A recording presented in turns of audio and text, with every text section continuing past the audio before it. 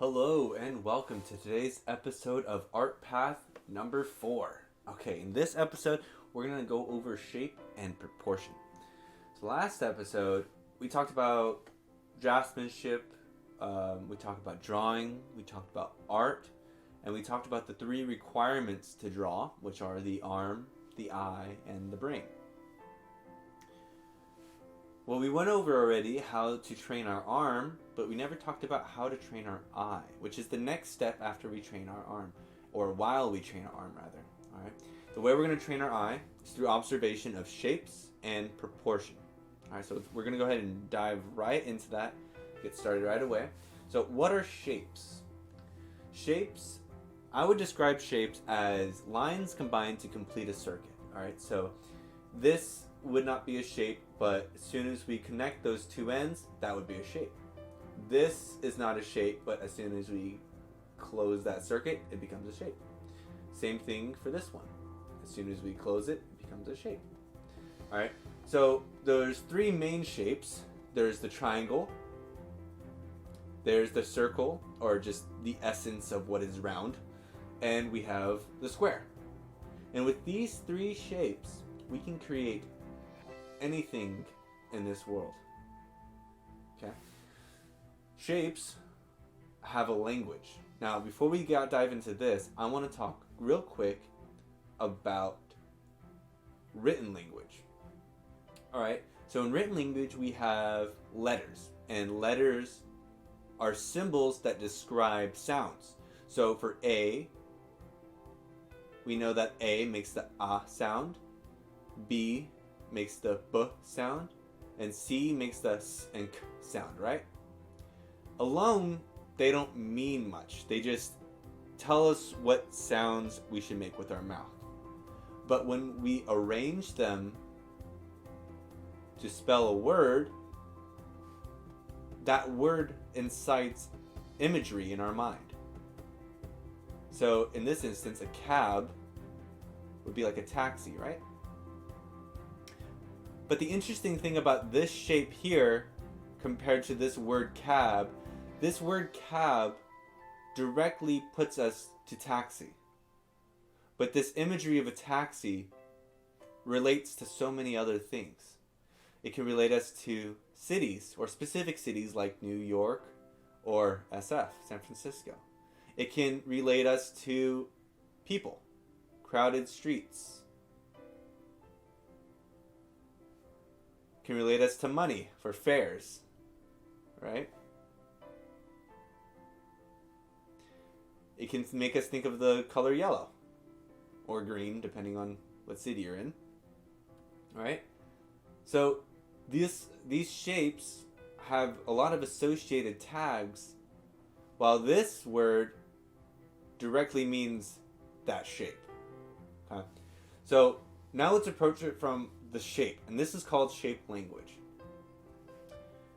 When we have a shape, and we're going to take this first one as an example.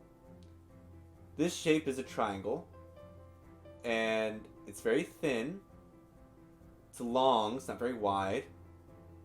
So from this shape, we can pull some words or tags from it. All right, the ones that come to mind for me are sharp, dangerous, frail, thin, needle-like.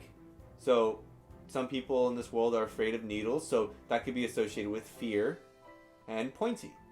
So those are some words, nouns, adjectives that I associate with this shape. And someone else looking at this can associate a bunch of other words with this shape. And the list can go on forever. All right. Now let's look at this shape over here. Let's get rid of this line. This shape as a whole is a square with a circle on top. Now, from this shape, I get the feeling sturdy. And I get that from the base shape, the square. I get protective. And I get that from the whole overall combination. I get bulky because, it's wide. It's got equal dimensions, almost equal dimensions, going width and height. All right. It's dense, I would say. Possibly even strong. Maybe even caring. And I get that caringness from this round nature. Okay. But if we compare it to this shape down here, which also has a square base, however the top is not round, and we compare these two shapes, they have a very different feel. Now they both offer sturdiness, protection, but this one feels like it could be made out of glass. And it's here to protect us from the elements, like rain, snow. While this one feels assertive, stout, stubborn, like it's a bomb shelter or some type of defense, right? So these two are very similar, but they also give off very different feeling. Alright, now let's move on to this shape over here. This shape, there's many associated imagery. It's a circle connected to a triangle. And right away, you can think maybe ice cream cone, or maybe even parachute, if you have a person attached to this.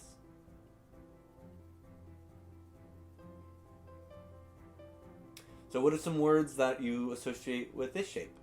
For me, I associate soft, slow, pillowy, because again, I'm visualizing parachute here.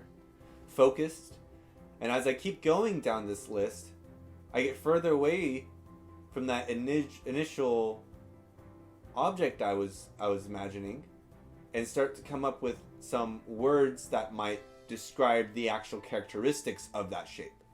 So I got capsule, supportive, right? Supporting you when you fall. Maybe it's a capsule for a space pod or something.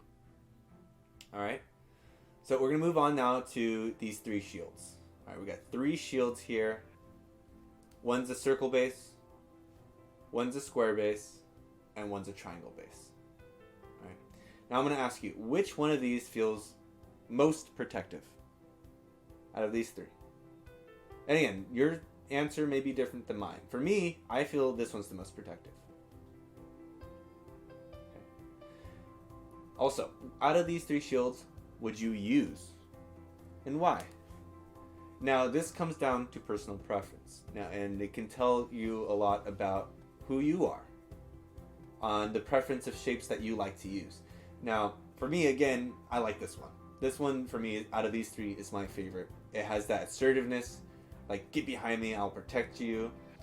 This one has a feeling of more care. Like, I'm here to assist you. Well, this one takes the lead. This one gets in the front line. And this one feels like a fighter shield. And it's probably my least favorite. Lastly, last question is, which one feels cooler?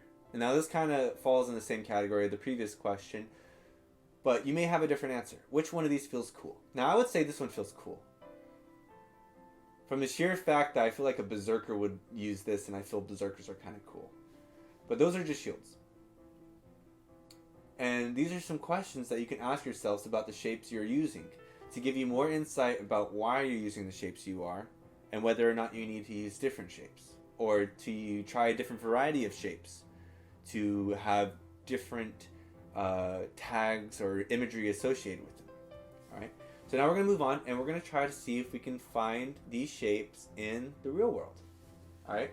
So for these examples, I've pulled 3 images of snakes and 3 images of vehicles. On the left side here, we got 3 different snakes. And these 3 snakes are obviously different species of snakes. They're very different. And we can tell we don't have to look at the body. We can just look at the head. And the head will tell us a lot of what we need to know about the creature we're looking at. Okay, so let's look at this first one. Does this creature feel strong? Does it feel weak? What do you detect from the shapes of this snake right here? Now let's move on to this snake. How about the shape of this one? How does this shape make you feel? Do you feel more scared of this shape than this one? Why? If so. How about this one? Out of these 3, does this one feel the most dangerous? If not, why? Now let's go ahead and take a look at these shapes. Now, before we get into translating the actual shape of the head, we're going to look at the shape and infer the base of it. All right. Now, from this one, I would say it's got a base of square and a base of triangle combined. And then the next one, we ditch the square and we pick up circle instead. And on this last one, we ditch the triangle and the circle when we bring back the square. And those three different bases have three different feelings associated with them. Alright, so now we're going to take this shape of this top snake, bring it over on here, and now we're going to see it from the top. Now, when we look at a shape from the top, bottom, front, back, or sides, that's called an orthographic view. Alright, there's no perspective on it, and we're looking at it straight on from a flat view. Okay, and that's called orthographic. Orthographic. Alright? So if we take these shapes and we put them in orthographic view, it gives us more insight on the shape we're dealing with. Okay? Now, let's look at these two shapes compared to this one. What do these two shapes have that this one doesn't? These two shapes, I would say, have that triangle element that we were mentioning earlier. And that's found in this narrowing of the front and the widening of the back. But this one doesn't have that. Okay. Now, infer what you will. I don't know too much about snakes, but I can tell you this. I am a lot more scared of this one than both of these. And I'm a lot less scared of this one than this one. And the reason for that one is because the shape language of this snake tells me that this snake is strong, it's bulky, it's durable, and from the little I do know about snakes, this is probably a constrictor. This one, I'm getting subversive, stealthy, subtle, kind of like a rogue or an assassin. And I know that rogues and assassins, they put poisons on their blades. So I'm going to assume that this one, out of all three of these, this is the only one that's venomous. Now let's look at this last one. This one's a very neutral head. It's pretty much just a square. If we look at this, it's pretty much just a square. Or a long rectangle, rather. With the sides built out a little bit. Alright, so I get the feeling that this one is a seeker. You know, it's very long compared to these other ones. It's not wide at all. It's got to go through the grass. You know, we got the grass. And it's looking for its prey. And the shape of the head, being a square-like, also tells me that, you know, maybe it's not poisonous. Because if it's triangle-shaped, it's more, I feel like it'd be more likely to be poisonous. And this one, compared to this one, loses that triangle essence even more than this one. And it's starting to fall more into that square shape. More like this one. Alright. So, just from the shape language, we can gain a lot of insight about the creature we're looking at without having any prior knowledge. Alright. So let's go ahead and move on to cars. Another subject I don't know too much about, but again, we can use shapes to identify some characteristics about each of these cars. Now, which of these cars looks like it could go the fastest? I think this is called a drag racer. I'm not entirely sure. But I would say that this drag racer is probably the fastest. Even though, you know, it has the title racer in it. Without that, I would assume that this one goes the fastest. All because of the shape. It's a pure triangle. Look at that. This is designed to go fast. It's designed to be aerodynamic and cut through that atmosphere and go very fast. Compared to this one, where it's going to have a lot more resistance to oncoming wind. Alright, but it's still going to go over the hood like that and drift off. But this one looks like it can go much faster than this one. And then this one looks like it can go even faster than this one, because the wind comes here and goes splat, and then it kind of finds its way under the vehicle or over the vehicle, right? But out of these three, this one looks the strongest, right? Looks like it can do the most heavy lifting. Looks like it's used for industry or for lifting dirt or rocks. Okay? It's the worker out of all three. This one's the racer, right? It's fast. It penetrates the air. Probably makes the sound. Probably volatile. Uses explosive gas or something. This one looks like it's fun. It's got those round shapes. You take your family in it. You go on a road trip. It's got this, wirings or package system up here, so you can put your suitcases and luggage up here. All right. It's a very fun shapes. So out of all these three, I would say this one's the strongest, this one's the fastest, and this is the funnest. So from those shapes, we can gain a lot of insight about what it is we're looking at in the real world without having any prior knowledge about what it is that we're looking at. Okay, so now we're going to move from shape language over to proportion. And in proportion, we're going to be dealing with comparing the size of shapes. Okay, so up here we got three different types of shapes.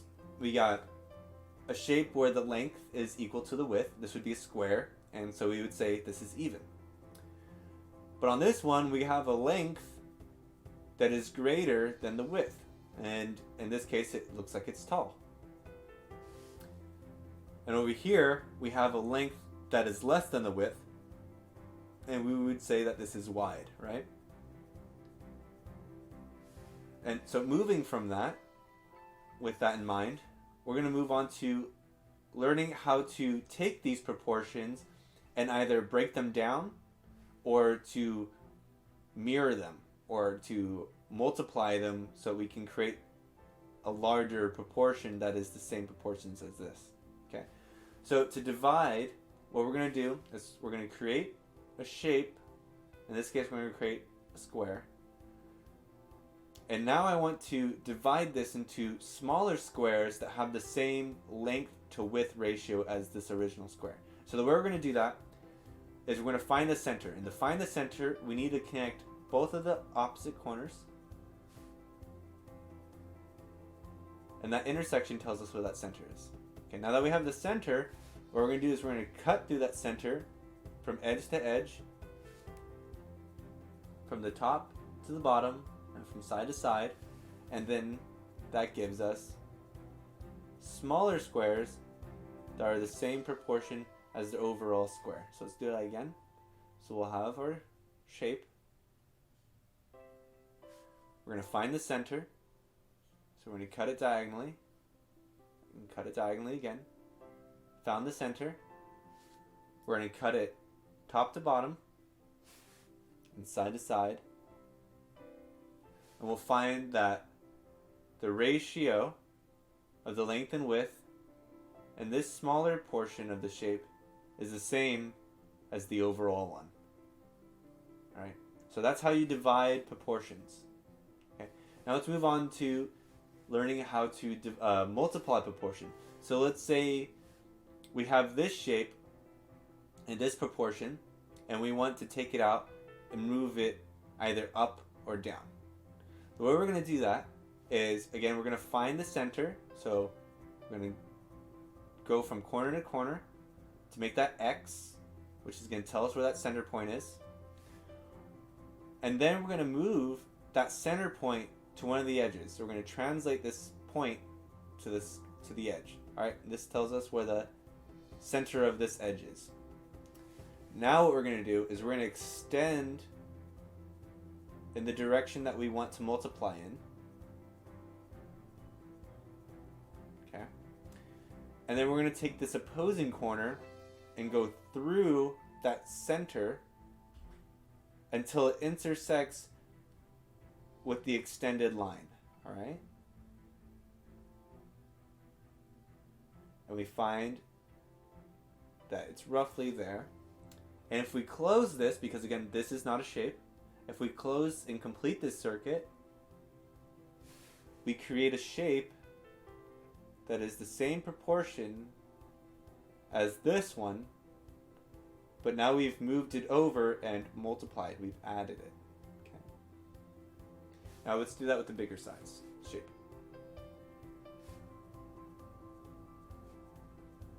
So again, we have our shape. We're going to find the center.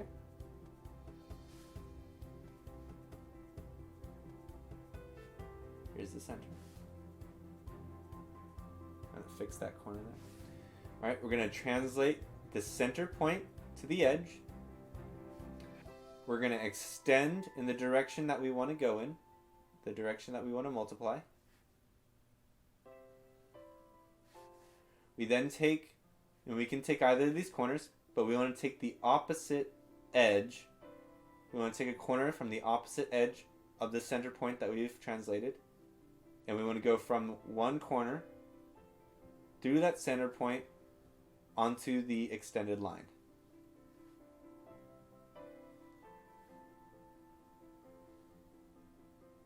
And that tells us the point of the extended proportion. And if we close it off to make it a shape, complete that circuit, we'll find that the proportion of this new shape is the same length and width as the original. And now we've extended that proportion.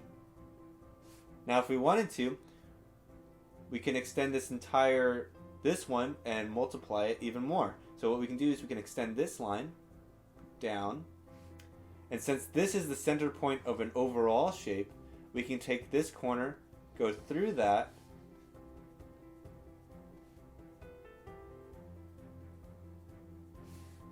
find the point on this edge, bring down this line to extend the portion, and then we close it off.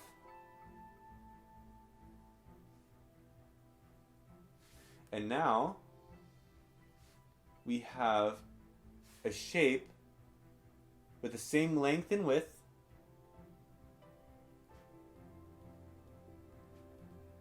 as the original shape that we started with. So that's how you multiply and divide proportions. Alright?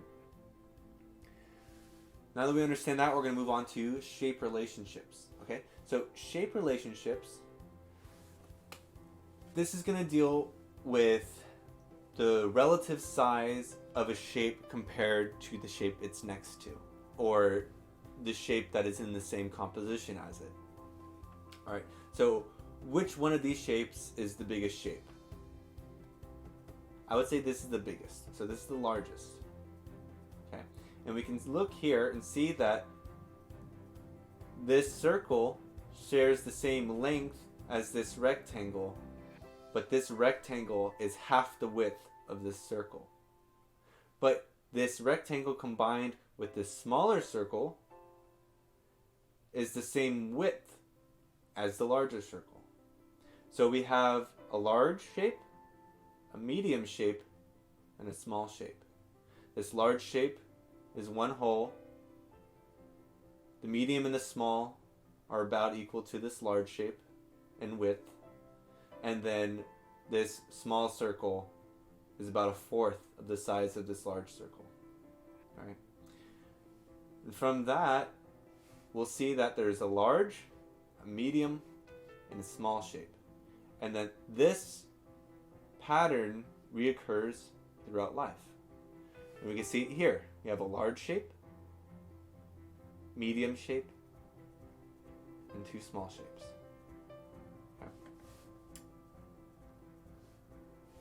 A great artist I like to look at, who's a little bit older than I am, that uses really good shape language. His name is Josh Sunga. He's a great artist. You should follow him on Instagram. And he has a very good understanding of shape language. And you can see in his work that he uses very simple shapes to translate the idea that he's going for in his designs. So this creature looks very friendly. right? It's got very circular shapes in it. Compared to one of these guys, which are triangle based, right? And you can see here he's even sectioned off each of these designs with the base shape as inspiration for each of those designs. And that each of those designs has a different feeling. These ones feel more agile, these ones feel more tough, and these ones feel more versatile, right? So, next time you look at an artist's work, see if you can detect the shape language they're using and try to understand why they're using the shapes that they're using. Okay? So, moving on from that, we have Xing the World. So, shapes and proportion. How do shapes and proportions help us see the world? Okay, so without training, our brain is designed very efficiently to process the imagery that we see. Okay, so when we see an apple, we don't see the apple that we're looking at. We see in our mind's eye the icon of an apple. Because to observe the apple would take more energy than just to acknowledge the icon of it. Or a tree. We don't look at the tree, we see the icon of a tree. Because if we were to look at a tree and then we're told to draw that, and we had very little observational skills to begin with, we would probably just draw an icon. Same with a house, a heart, or an eye. Okay? And this is called gestalt. And it's the way the brain evolved so that we can process things very quickly in our environment. All right?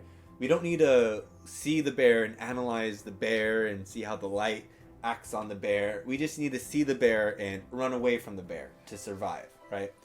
But now that, that survival part is not much of an issue, we can take time to observe the world around us, okay?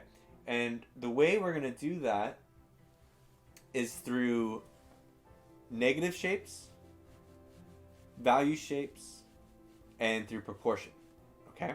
So here we have an image of a tractor on a pasture or some type of hilly farmland, okay? And the first thing that we're going to do is we're going to identify the overall shape. All right, and this would be, your paper or your canvas. What is the length and the width that this entire composition is going to fit within, okay? So this would be our large shape almost, right? Then we're going to move on to what a technique called the envelope, okay? So we're going to take the image or the object that we want to be in focus, and we're going to find the furthest left and the furthest right that it fits on that initial shape, right? So this is the initial shape, this is the canvas, this is the composition that you've squared off. And then within that, we're going to find the furthest left. So we're going to put a tick down here, because if we take this and we find something else in this image to associate it with, whether it be the actual edge of the canvas or another object like this rock or pebble, we can find that rock or pebble lines up kind of nicely with the end of that trailer. All right, now let's find the furthest end of the front part of this tractor. All right, if we bring this line down, we'll find that it's about that far away from the edge of the canvas. Now you don't have to be exact with this, you can bring it over this way or that way, but it doesn't matter how accurate it is, okay? Just make it as close as you can. You're not making a photocopy, okay? Once you find the furthest left and the furthest right, you can go ahead and you can do it across the entire page, or you can just bring it to the proportion that you assume it's going to be, okay? Then you're going to find the highest point and the lowest point, all right? Now, the highest point we'll find is about, let's say, if this is half and this is half, the highest point is about halfway between the top and the middle. Okay, so we can say it's roughly around there. And then we can draw a straight line to indicate this part of the shape. And that gives us the top, the sides, but it's not a complete shape because we still need to find the bottom. And so the way we're going to find the bottom is we're going to find the lowest part of the object we're looking at, bring that over, and we're going to find, and if it's slanted, we're going to find that angle. And so the way you can do that is you can hold your pencil up to the object if you're doing this, if you're not doing this from a photo and you're doing this from real life. You can take your pencil and you can hold it up to the object that you're looking at to find that angle.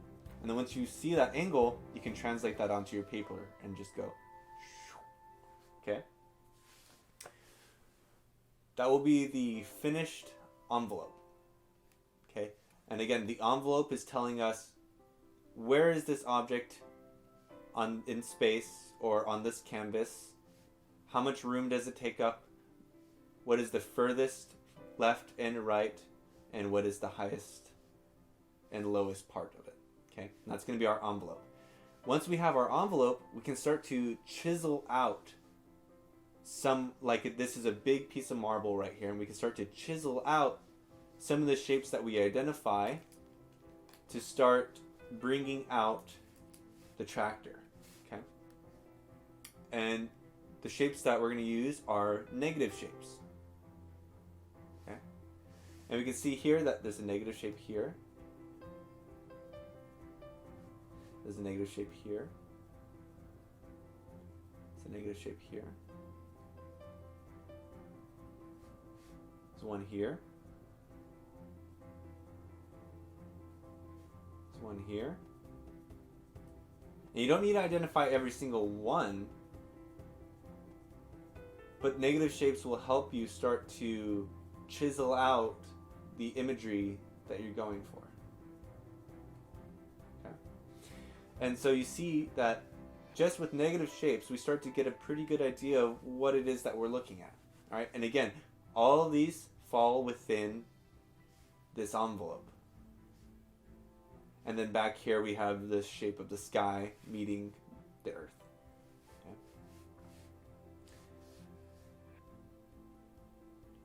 The next shapes we're going to look for are value shapes. All right, and value shapes. And in this case, we're going to simplify it to 3. We have, or 4 rather, we have white, gray, light gray, darker gray, even darker gray, or a dark gray, even darker gray, and then black. Okay, so we got 4 different shades. And with these simplified shapes, we can identify what it is we're looking at, right? You can tell that this is a tractor and that this is some type of trailer. So we're going to go out into the real world and we're going to look for bushes, we're going to look for cars, we're going to look for anything. You can draw pretty much anything. You don't have to be an expert on what it is that you're drawing. It's just getting out there and start practicing your shapes and your proportions, okay? So that we're going to practice shapes is maybe you go outside and you see an aloe bush or an aloe plant, all right? And you see that the overall shape that it takes up, the overall mass it takes up is a sphere. And then you see, okay, down here at the bottom, that's where it connects to the ground. And then out of that come the spades or whatever those are called on the aloe plant, the leaves. And then you'll see that, oh, those are also triangles. And then voila, you have an aloe plant drawn orthographically. Okay? That's going to be how you're going to practice your shapes. Now, you're going to also practice your proportions with those shapes, but we're also going to start looking at how to set up compositions, okay? And the way we're going to set up compositions is first, find the location that you want to draw, identify how wide it is, so if it's going to be a wide composition, maybe it's going to be a tall composition, okay? maybe it's going to be an even composition. Alright, once you identify where or how the image is going to look, you're going to start to find the furthest objects of interest going left and right, and you're going to make marks on for those. Okay, you're going to find the highest point, then you're going to make your envelope,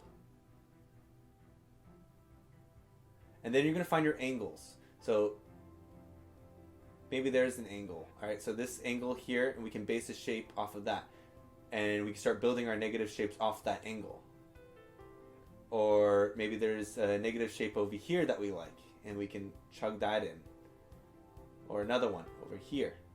And again, these are all just negative shapes that help start to chisel out from this envelope or this piece of marble the objects within the scene. Okay? And once you have a very loose, you don't have to get all the negative shapes, you can get very loose with it.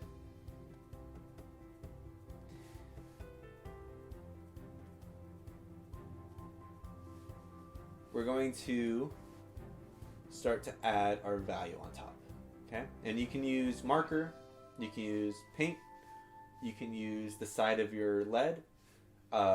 Just make sure that you identify your darkest darks and your lightest lights. Okay? Remember the dark to light from the draftsmanship? You're going to find your darkest darks, you're going to block those in. You're going to find, and then you're going to go from your darks all the way to your lights. Okay? So that's how you're going to start practicing learning to observe the world, see the world through shape and proportion.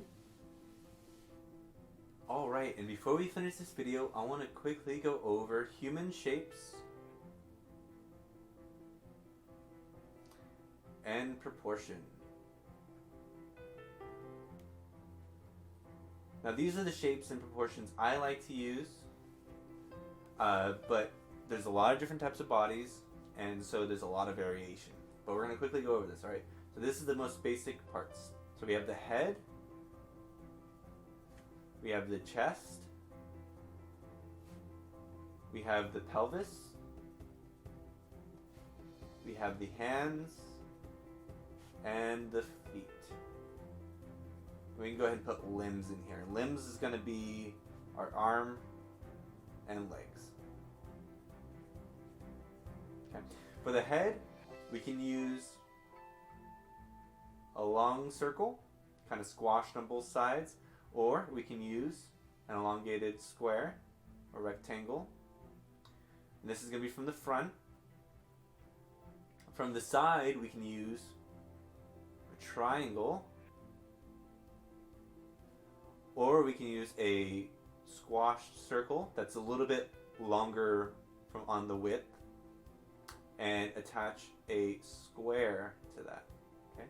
So this is the side, this is the front, and we can use any variation of those to describe the head very quickly. Alright? So for the chest, I like to use an egg shape where the narrow part is on the top and the wider part is to the bottom. Alright, so narrow near the top, wide near the bottom.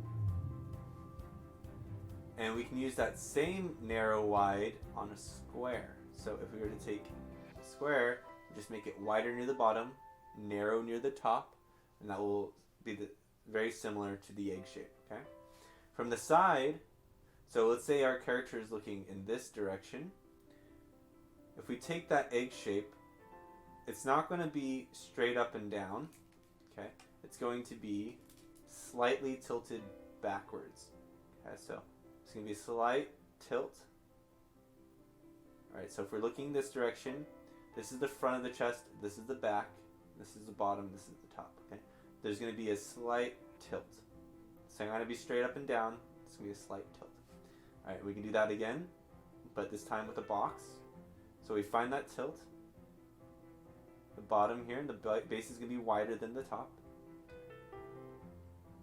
Alright, and then we just bring that in. And then we have our chest.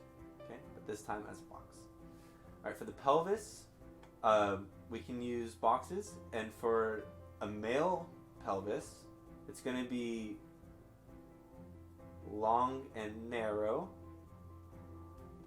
And for a female pelvis, it's going to be shallow and wide. Okay. For the hands, we can use either a circle, we can use a triangle, we can use a square, we can use a triangle with a rounded, we can use a square with a round.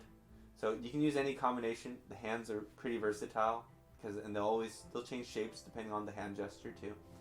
For feet, I like to keep it to triangles or squares because those demonstrate the structure that the feet provide for the body. This is from the front. And from the side, you gotta remember that there's an arch on her foot, so you can use a circle to cut out from that shape. And this is gonna provide stability for our feet. When I was in college, the way I was taught is you take a piece of clay, you make a circle out of it, okay? You then cut that circle in half, use this other half for the other foot. And if we're looking at this, this is the top. If we flip it to its side, it's just going to be a flat piece of clay. We then take our thumb and press into it so that way it bows out like this.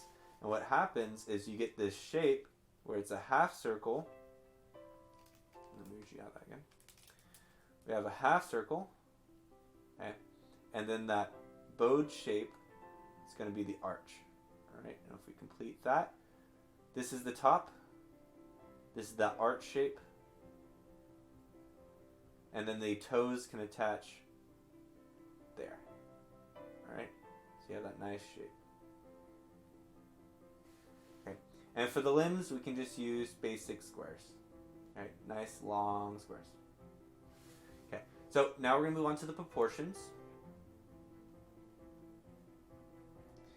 And I like to start off teaching with the 8 heads. The 8 heads proportion is the heroic proportions. Okay. To find the proportions, we start off with a top mark. Okay, we're going to identify where the top of the head's going to be. We're going to bring a line down to however long we want to make this person. We're going to find where the bottom of the feet are. All right, once we've found the top and the bottom, we're going to cut that in half. So we're going to find half of this, which is roughly here. This upper part is going to be the upper body. This lower part is going to be the lower body. All right, and then we're going to cut those sections again in half. And then we're going to cut each of those sections again in half. And what we'll find is that we have this one whole divided into 8 parts. All right, this being the half. All right. When we're doing proportions for the human, we use the head as a unit. So the head, again, we're going to use one of these shapes. We're going to go ahead and use this one for the simplicity of it. Plug in that circle. All right, so you see this head unit goes down 2, 3, 4. 4 is the halfway point. 5, 6, 7, 8, bottom. Okay. We're going to bring the shoulders in. The shoulders are going to line up. If you want to get precise with it, you find half of the second head unit, and then you find half of that half. And that's going to be where the shoulders come in. So you can bring that in. All right. The chest is now going to come down right above that third head unit. And that third head unit is where the belly button is going to be. The pelvis is going to land right where that third head unit is, with the belly button. And it's going to come down and not go any further than that fourth head unit. Okay. So the whole torso and head fall within the upper body. Next, we're going to find the legs. So the legs actually start in the upper body, about halfway through the pelvis. Okay. And the knees are going to be found somewhere around the 6th head unit. You can bring it higher, you can bring it a little bit lower. I like to bring it a little bit higher and make the thighs a little bit shorter and make the lower leg a little bit longer. So we're going to start up here, bring the thigh down to just above the 6th head unit. Okay. We do that for both legs. We're going to place a circle there for the knees. We're going to place the top of our lower leg, and we're going to bring that down just above the end point, just below the 7th head unit. Then we're going to go ahead and attach our feet. Alright? And that's going to be the lower body. For the upper body, we're going to come over here and we're going to add circles for the shoulders. Okay? The upper arm is going to come to the length of the bottom of the rib cage, so right above the 3rd head unit. Okay. The lower arm is going to come, the wrist is going to line up right with that 4th head unit. And then the hand is going to come down to the mid-thigh. Okay, that's a bit long.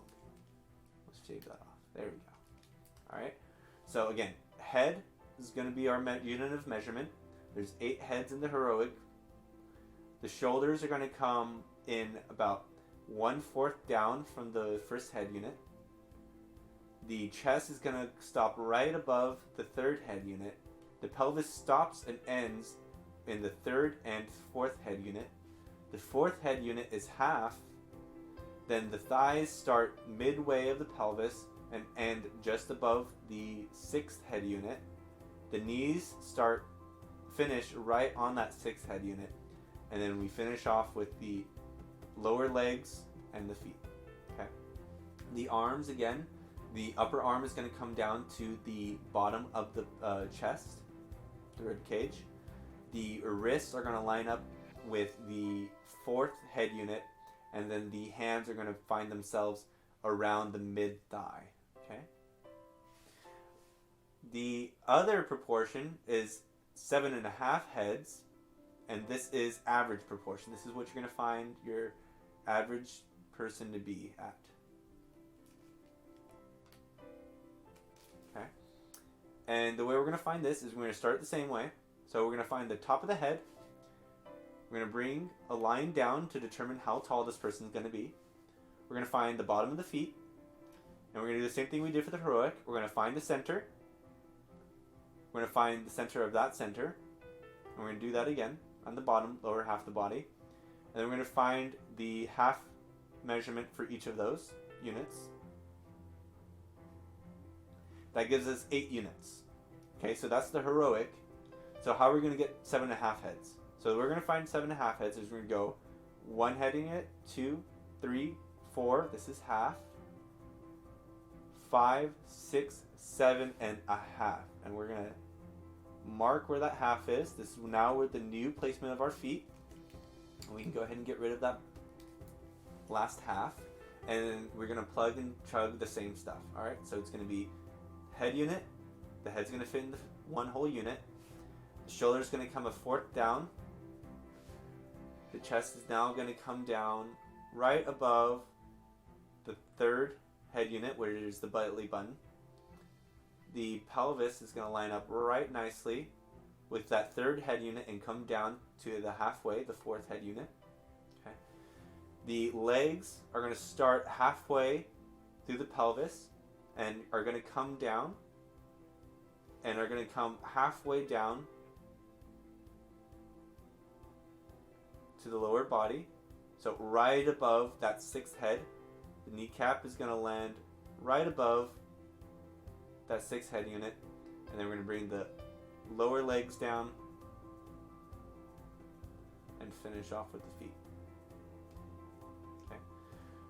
For the arms, it's the same thing as the 8 head. Okay. We're going to bring the upper arm down to the bottom of the rib cage. Then we're going to bring the lower arm so that the wrist lines up right where the half mark of the beginning part of the leg is going to start. So this will be the wrist. Okay. So we're bringing down the lower arm to where the leg begins. And then the hand is going to finish just above halfway of the thigh. Okay. And that'll be our 7.5 head character.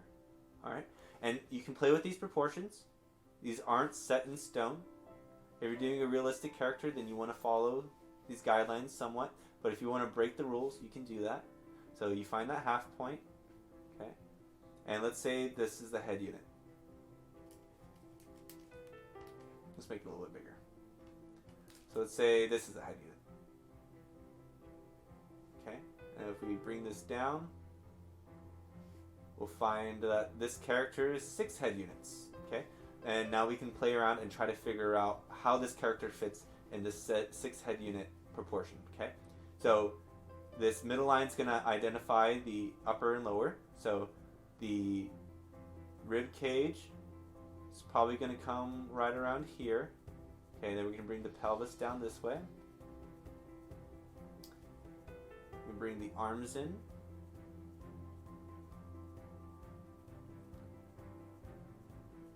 Following similar rules, but again, we're making this up as we go. Maybe those hands are a bit long. Let's get those legs in before we get those hands in. So we'll find the middle of the pelvis where the leg's going to start.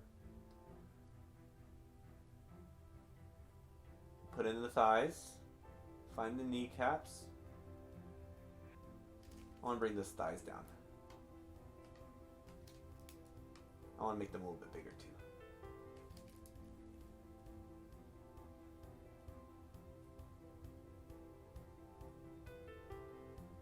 Okay, got our kneecaps. Now we got a lower leg. And then we got our feet.